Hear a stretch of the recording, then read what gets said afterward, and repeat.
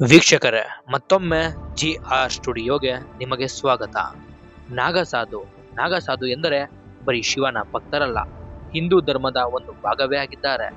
ನೋಡುವುದಕ್ಕೆ ಮೈತುಂಬ ಭಸ್ಮ, ಉದ್ದನೆಯ ಕೂದಲು, ಕೈಯಲ್ಲಿ ತ್ರಿಶೂಲ, ತುಂಬಾ ಗಾಂಭೀರ್ಯ, ದಿಟ್ಟತನದ ನಡಿಗೆ. ಶಿವನ ಹಾಗೆ ಕಾಣುವ ಇವರು ಆಧ್ಯಾತ್ಮಿಕ ಶಕ್ತಿ, ದೈವಿಕ ಶಕ್ತಿಯನ್ನು ಪಡೆದುಕೊಂಡಿರುತ್ತಾರೆ. ಎಲ್ಲರಿಗೂ ಈ ಶಕ್ತಿ ಬರುವುದಕ್ಕೆ ಸಾಧ್ಯವೇ ಇಲ್ಲ.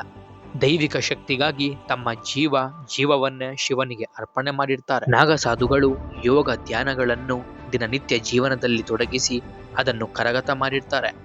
ಒಂದು ದಿನ, 2 ದಿನದಲ್ಲ, ವರ್ಷಗಳ ಗಟ್ಟಲೆ.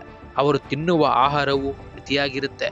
ದಾನ ಮತ್ತು ಭಿಕ್ಷಾಟನೆಯಿಂದ ಬಂದಿರುವ ಆಹಾರವನ್ನಷ್ಟೇ ಅವರು ಸೇವನೆ ಮಾಡ್ತಾರೆ. ಇವರು ಜಾಸ್ತಿ ಕಾಣಿಸಿಕೊಳ್ಳದೆ ಸಮಾಜದ ಎಲ್ಲ ವಿಷಯಗಳನ್ನು ಅರಿತಿರ್ತಾರೆ.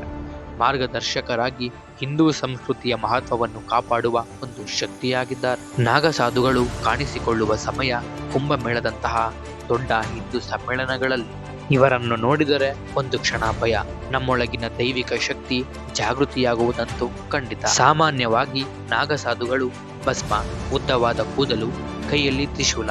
ಇದರಲ್ಲಿ ನಾಗಸಾಧುಗಳ ಜೀವನದ ಶೈಲಿ ತೋರಿಸುತ್ತದೆ. ಭಸ್ಮ ಭೌತಿಕ ಆಸೆಗಳಿಂದ ಮುಕ್ತನಾಗಿದ್ದೇನೆಂದು, ಕಟ್ಟಿದ ಜಡೆಯು ಆಧ್ಯಾತ್ಮಿಕದ ಬೆಳವಣಿಗೆಗೆ ಭದ್ರತೆಯ ಸಂಕೇತ. ಕೈಯಲ್ಲಿ ತ್ರಿಶೂಲ ಮಾನವ ಅಂಶಗಳನ್ನು ಸಮನಾಗಿ ಹಿಡಿದಿದ್ದೇನೆಂದು ಸೂಚಿಸುತ್ತದೆ. ಇನ್ನೂ ಹೆಚ್ಚಿನ ವಿಡಿಯೋಗಳಿಗಾಗಿ ನಮ್ಮ GR ಸ್ಟುಡಿಯೋವನ್ನು ಸಬ್ಸ್ಕ್ರೈಬ್ ಮಾಡಿ. ಧನ್ಯವಾದ.